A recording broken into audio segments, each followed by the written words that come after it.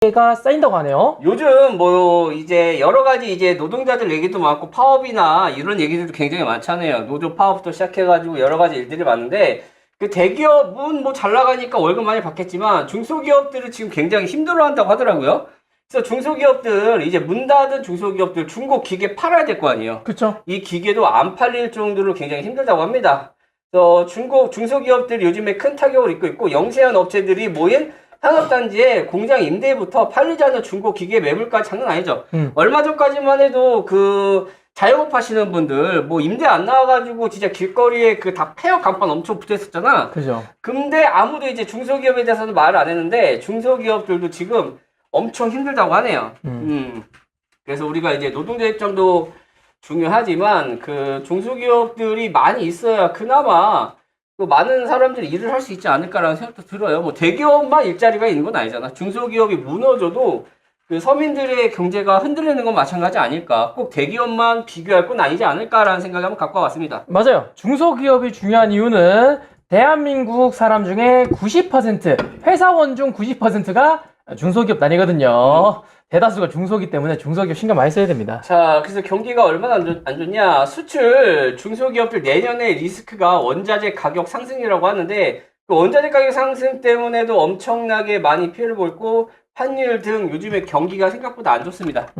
여기다가 플러스 하나가 뭐가 있냐면 그래도 발주를 잘 받아가지고 물건을 생산하는 이제 중소기업들도 있는데 그 중소기업들의 가장 리스크로 지금 손꼽는 게 뭐냐면 일할 사람이 없다고 합니다. 어? 없어요. 일할 사람이 왜 없어요? 왜 없냐면 일할 사람들이 왜 없느냐 그 채용 공모를 하잖아요.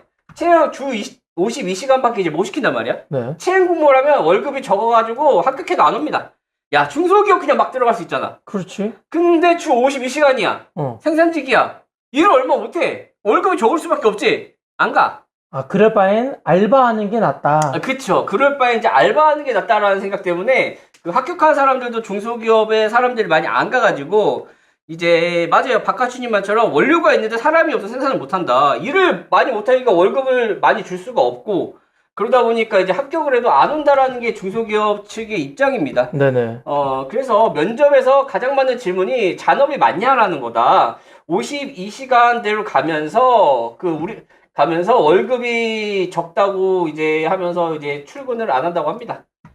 그래서 이제 워너벨 하면서 이제 젊은 친구들이 회사 다닐 때 직장 그만두는 이유도 어차피 뭐 여기서 일하나 편의점 알바나 경력 쌓나 뭐 해서 그만두는 것도 있지 않을까. 그만큼 이제 원료 공급이 원활하게 되더라도 일할 사람이 없어서 많은 분들이 이렇게 중소기업들이 많이 힘들어한다라고 얘기들이 나오더라고요. 그래서 오다를 받아도 일할 사람이 없고 그 다음에 기간 내에 그 납품 일자를 맞추려면 그 물 들어올 때 노조 넣는다고 노조해야 되는데 일할 사람이 없으니까 기간을 못 맞춰서 거래처 떨어지고 그런 경우들이 굉장히 많다 그러더라고요. 자, 거기다가 이제 요즘에 나오는 건데 중소기업 비정규직이 지금 40%까지 지금 상회를 하고 있습니다. 중소기업이 비정규직이 왜 이렇게 늘어날까? 보면은 중소기업이 잘 나가면은 뭐 이제 정규직 많이 치워주겠죠. 네네. 너무 힘드니까 비정규직으로 많이 이용을 하는 것 같아요. 그래서 이제 40%대까지 올라왔고 대기업과 격차도 통계 작성 이래 최대치라고 합니다. 중소기업 근로자 중 비정규직 비중이 40%. 거의 절반이 이제 중소기업 다니는 사람들이 비정규직이라고 하네요. 거기에 300인 미만의 중소기업은 올해 8월 기준으로 비정규직 근로자들이 767만 9천 명, 중소기업 전체 근로자의 41.1%에 달합니다. 생각보다 엄청 많네요. 엄청나게 많은 사람들이 이제 비정규직이죠. 여기다가 이제 이거를 통계를 시작한 2003년도 이후에 40% 선을 줄곧 밑돌았는데 지난해가 41.7%고 처음으로 40%를 돌파했다. 그러니까 작년부터 시작해가지고 지금 비정규직이 더 늘어났죠. 그래서 과거에 비정규직을 없애겠다라고 했지만 통계 자료로는 비정규직이 더 늘어났어요. 네네. 그만큼 경제가 안 좋아지니까 비정규직이 늘어나지 않았을까 하는 생각이 조금 많이 드는 좀 이제 자료고 그만큼 중소기업도 많이 힘든 상황인 것 같아요. 우리가 맨날 기업은 악이다라고 많은 사람들이 생각을 하지만 대기업과 그 진짜 밑에 있는 사람들이랑 비교를 했을 때는 대기업들이 많이 받으니까 이제 불공평하다고 생각을 하겠지만 중간에 있는 중소기업들 있잖아요. 그 중간에 있는 중소기업이 무너지면 뭐가 되는지 아십니까? 어떻게 됩니까? 평준화.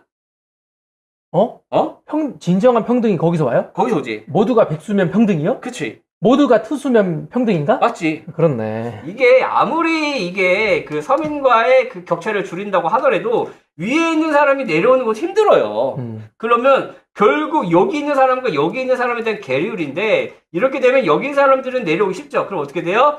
네, 그 공동부유, 공동생활. 하향 평준화? 그쵸. 오케이. 요즘 되고 있는 게 하향 평준화잖아요. 다 같이 못 살기. 경제가 힘들다라고 말씀드리고 싶고, 뭐, 지난해 코로나 사태로 정규직은 전년 대비 12만 7천 명 정도 줄었고, 비정규직은 58만 6천 명 정도가 이제 늘어 비정규직 비중이 커졌다고 합니다. 그러니까 경제가 안 좋으니까 정규직들이 많이 줄고, 비정규직들이 많이 늘어났다라고 보시면 될 것 같아요. 그래서 이제 40%대를 상회한다고 하는데, 작년부터 해가지고 그만큼 중소기업도 경제가 별로 안 좋은 것 같아요. 결국 돈이 문제인 거예요. 맞죠? 돈이 문제죠. 돈이 문제인데, 중요한 건 그거죠. 돈이 문제인데, 이거를 해결하려면 어떻게 해야 돼? 국가 경쟁력이 있어야 됩니다. 글로벌 시장에 나가서 싸울 수 있는 경쟁력을 갖춰줘야 되는데, 우리가 그걸 갖추지 못하고 뭐합니까? 그 마음심, 찌찌, 이런 걸로 이제 대하다 보니까, 이제 국가 경쟁력이 많이 지금 손실이 되고 있는 건 마찬가지인 것 같아요. 자, 그리고 이제 이거, 그래서 지금 이것도 말 많아요. 주 52시간. 이거 그냥 그 발목이 잡히니까 탄력적인 제도 개선이 필요하지 않느냐라고 얘기가 나오는 게 상황에 따라서 뭐 재고 빨리, 물건 빨리 만들어서 나갈 때는 노사협의에 따라서 근로시간을 정할 수 있게끔 좀 바꿔줘야 되는 게 아니냐. 그러니까 안 하겠다라는 게 아니라 지금 일이 바빠. 이럴 때는 그 노사가 협력을 통해서 좀 더 해줘야 되는 거 아니냐라는 게 이제 중소기업 측 입장인데, 근데 이제 현장에서 일 안 하고 펜대 굴리는 노조들 있죠. 네네. 걔네들의 입장은 야 그러면 니들 꼴린 대로 할 거 아니야. 말이 노사협정이지 사측에서 니네 하고 싶은 대로 할 거야 라고 이제 펜대 굴리는 그 노조 윗대가리들은 그렇게 얘기를 하겠죠. 그래서 타협이 쉽지가 않다 라고 보시면 될 것 같고, 주당 52시간으로 일률 적용에 업종과 기업 근로자 사정에 맞춰 경영활동이 불가능하다고 토로하면서 중소기업들이 많이 무너지고 있어요. 네네. 그래서 경제도 안 좋은데 중소기업들이 생각보다 많이 무너지고 있다라고 보시면 될 것 같고, 근데 이거에 대해서 반박하시는 분도 있어요. 뭐냐면 이건데, 최저임금 올리면 영세기업 어렵지 않냐? 맞아요. 알고 있습니다, 이분들도. 그리고 생산성이 낮은 곳에서 저임금으로 일하는 사람들은 어떡하란 말이냐? 어떡하냐고요? 해고해야 되고요. 사업을 접어야 됩니다. 이게 이걸 만든 사람들 입장이에요. 없어져라? 그쵸. 왜 없어져야 되느냐? 언제까지 최저임금 받으면서 일할 거냐? 이런 데서 일할 거냐? 교육받아서 새로운 산업을 진출해야 되고, 다시 공부해서 끊임없이 사고해야 되니까 힘들죠. 그래도 해야죠. 어떻게 하겠습니까? 세상은 변하는데, 그러니까 해고해야 되고 사업을 접어야 된다고 말씀을 하시는데, 문제는 그거지. 안 되니까 지금 그러고 사는 거예요. 모두가 다 되고 공부하고 노력할 거였으면 전부 다 진짜 대기업 다니고 서울대 가고 막 연대 고대 다 들어갔지. 안 되니까 하는 거야. 안 되니까. 안 그렇습니까? 그죠. 이게 공부가 되는 사람이 있고 안 되는 사람이 있고, 내가 사업을 하고 싶어도 사업적 자질이 있는 사람이 있고 없는 사람이 있어. 근데 이건 좀 안타까운 것 같아요. 평생 그렇게 살 겁니까? 이렇게 얘기하면서, 아니면 좀 아픈데 수술하고, 그다음부터 건강하게, 좀 짧은 노동에 여가도 즐기면서, 인간답게 살고, 기업도 좀 강한 기업을 만들고, 또 내수도 튼튼한 기업으로 방향을 가야 되고, 그 중소기업들 일단 해고해야 되고, 사업 접어야 되고, 근데 모두가 다 머리가 좋고 똑똑하고 교육과정을 통해서 다 잘 되는 건 아니다라는 게 제 개인적인 생각이에요. 그 상황에 맞춰서 사는 게 맞다라고 생각해요. 누가 이런 말을 했어요? 이거요? 네, 조금 현실에 좀 맞지 않는, 좀 안 맞는 말이지 않나라는 생각이 들었는데, 누가 이런 말 했어요? 누구냐고요? 그건 말 못해. 말 못해? 그건 말 못해. 전문가예요? 아니야. 전문가는 아니에요? 당대표야. 말 못해. 미안해. 말하면 안 돼. 누가 말했는지 말하면 안 돼. 네.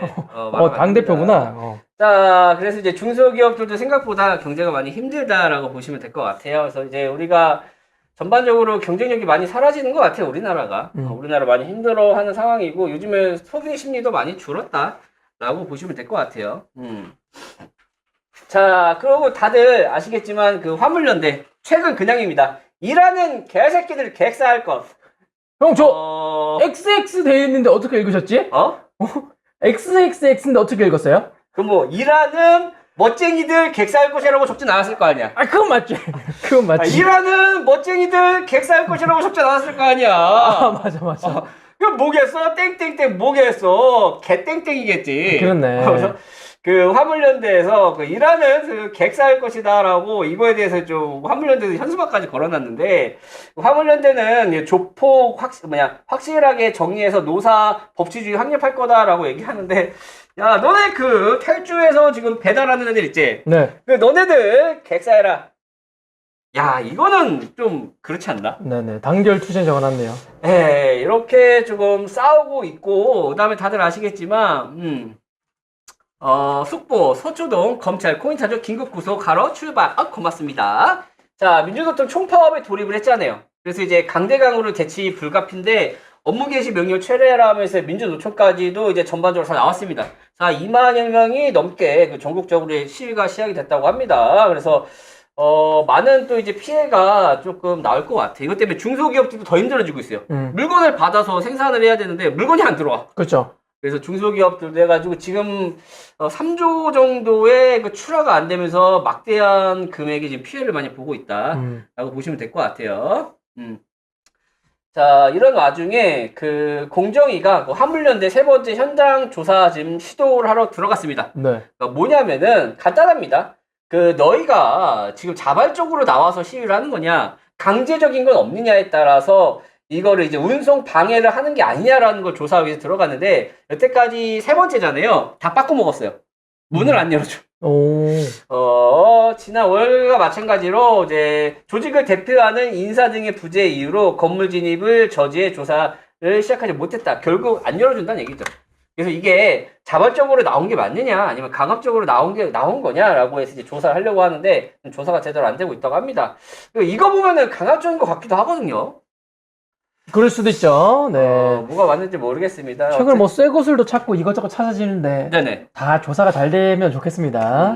이렇게 조사까지 한다고 하고 그 다음에 또 이제 어떤 분이 이런 글도 올렸어요. 법과 원칙에 의해서 강제 노역 중입니다. 현수막 걸고 운행하는 화물차의 사연인데 하루에 16시간, 17시간 일해도 한 달에 집에 가져가는 돈이 200만 원이라고 합니다. 그래서 이제 이분들한테 이 말씀 드리고 싶어요. 그 하루에 16시간, 17시간씩 편의점 아르바이트를 하던가 배달을 하시면 더 많이 버실 수 있어요. 그렇죠?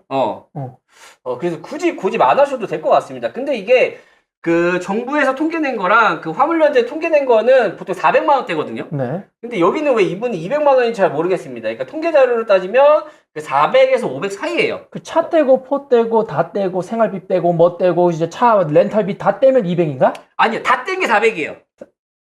그럼 왜 200이지? 그건 뭐 잘 모르겠어요. 왜 저건 200이지? 잘 모르겠는데 지금 화물연대에서 다 뗐을 때가 300 몇십만 원인가 나오고요. 네. 정부에서 봤을 때는 400 얼마인가 나왔습니다. 그러니까 200만 원이 안 나와요. 200만 원 훨씬 넘습니다. 근데 이제 여기에서는 조금 보면은 그 딸도 나오고요. 그 다음에 노동시간 나오고요. 그 다음에 돈 조금 벌다 나오고요. 그 다음에 제가 내용을 잘랐는데 자기는 몸이 아파서 보시면 소화제와 파스, 고용량 비타민제 등 감성을 엄청 집어넣습니다. 거기에 또 뭐가 있냐면 나는 비노조다. 이렇게 뉴스가 올라왔더라고요. 나는 비노조의 지금 소화제, 파스에 그 비타민 영양제까지 먹으면서 하루에 16시간, 17시간 일을 하고 내 딸들이 나를 뭐라고 생각하는지 모르겠다는 얘기 나오고 감성팔이 나오고 200만 원 나오고 선동 뉴스 같아요. 네네. 이렇게 얘기를 하시면서 화물차에다가 요걸 이렇게 붙여놓고 다니시는 거예요. 법과 원칙에 의해서 강제 노역 차량입니다. 안 하셔도 돼요, 이거. 그죠? 안전운임제 폐지와 유가보조 폐지에 대한 겁먹은 차주가 운전 중입니다. 현수막을 걸어놓는데 난 이건 눈에 안 들어왔어요. 난 이게 들어오더라고. 소주? 처음처럼? 아니요. 색깔이 들어오더라고. 처음처럼은 왜? 이거 이거 그냥 개인적인 생각인데 이거 6.25 전쟁 때 많이 본 것 같지 않아? 난 모르는데? 내가 그때 안 살아가지고. 아, 몰라요? 저 처음처럼 하면 저 소주밖에. 태극기 휘날리며 이제 영화 한번 보셔요. 그건 봤긴 봤죠. 네. 학도백 나오는 뭐 그런 거? 빨간색도 여러 가지의 빨간색이 있거든? 빨간 두꺼비? 그 진로 빨간 두꺼비. 난 저 색깔. 아니, 저렇게 저거를, 이거 글자, 이거 누가 만든지 아십니까? 누가 만들었어요? 그 간첩이 만든 글자예요, 저게. 그러니까 우리가 먹는 처음처럼에 섞이는 글자 있죠? 예. 이게 이게 간첩이 만들었는데 그거 혐의로 이제 구속됐다가 나왔던 그분이 만들었던 글자체가 이 글자체예요. 그래서 처음처럼이라고 붙여놓은 겁니다. 근데 그러면 궁금한 게 지금 네네. 우리가 먹는 처음처럼도 그 글자가 이 글자예요. 그 글자가 누가 만들었냐? 간첩 혐의로 지금 깜빵에 있던 분이 나와서 대학교를 그 교수 생활하면서 만들었던 그 글자체가 이거예요. 이 글자체예요. 신기하네. 그래서 우리가 먹는 소주에 적혀있는 처음처럼이라는 글자체가 그러니까 괴뢰군이 만든 글자체입니다. 찾아보면 다 나와요. 하여튼 글씨가 그렇구나. 신기하네. 그래서 이제 간첩 혐의를 받았던 분이 만든 글자체가 우리가 먹는 소주에 들어갔다고 예전에 얘기를 했잖아요. 멧돼지님은 처음처럼 먹으면 안 돼. 군인이잖아. 그치. 그래서 뭐예요? 주적이 만들었어. 빨간색에 처음처럼 적어놨죠. 네. 왜 화물차에다가 소주 이름을 적어놨을까? 이렇게 생각하시면 될 것 같아요. 그래서 이거는 중요하지 않고 이것만 들어오는 게 이 처음처럼 글자체 자체가 그런 의미를 글자체가 그분이 만든 그분의 글자체고 색상도 이렇게 넣는 거 보면은 이거는 좀 그렇다. 그러니까 처음처럼 글자 한번 찾아보시면 아실 거예요. 맞아요. 그분이 적은 거 맞습니다. 그래서 처음처럼 붙여놓고 이렇게 빨간색으로 해놓은 거예요. 신기하네. 의미가 있는 겁니다. 이 글자체 자체가 그 위쪽을 좀 상징하는 그리고 이 색깔 자체가 위쪽을 상징하는 글자체다. 그래서 사진을 기자분이 잘 찍었어. 잘 보이게. 이 안에 숨어있는 그 내용을 사람들은 생각을 못했을 거야. 저도 몰랐어요. 몰랐죠. 네. 근데 말해주니까 알 것 같지. 이게 왜 처음처럼을 여기서 적어놨고 왜 빨간색으로 적어놨는지. 네. 일반 사람들 잘 모릅니다. 자기만의 리그가 있는 거야. 그렇구나. 그래서 이분이 이렇게 감성팔이 하고 계시네요. 네. 나은비님이 참이슬 좋다라고 하는데 참치 좋아요. 나랑 술 먹을 거면 원소주 가져오세요. 저는 원소주가 맛있더라고요. 원소주에 레몬 넣으니까 맛있더라. 자, 그래서 어쨌든 간에 이렇게 좀 이제 화물연대 시위를 하고 있는 중간에 지금 뭐 이제 뭐 우리나라 정부도 민주노총에서 화물연대 파업이 관련돼서 민주당도 원내 지부가 직접 나서서 중재를 하겠다라고 얘기들을 합니다. 이거에 대해서 국민의힘도 즉각응답을 하겠다고 합니다. 그래서 지금 너무 파업이 장기화되면서 이제 많은 피해가 일어나고 있고 이걸 이제 민주당 측에서도 이제 중재를 위해서 나선다고 합니다. 그래서 화물연대 파업을 해결될 기미가 없이 평행선으로 달리고 있다며 안 그래도 민생이 어려운 상황에서 경제적 피해를 고스란히 국민의 몫으로 돌아가고 있기 때문에 이제 여야가 같이 해가지고 파업 중재에 잘 해가지고 다들 잘했으면 좋겠습니다. 네네.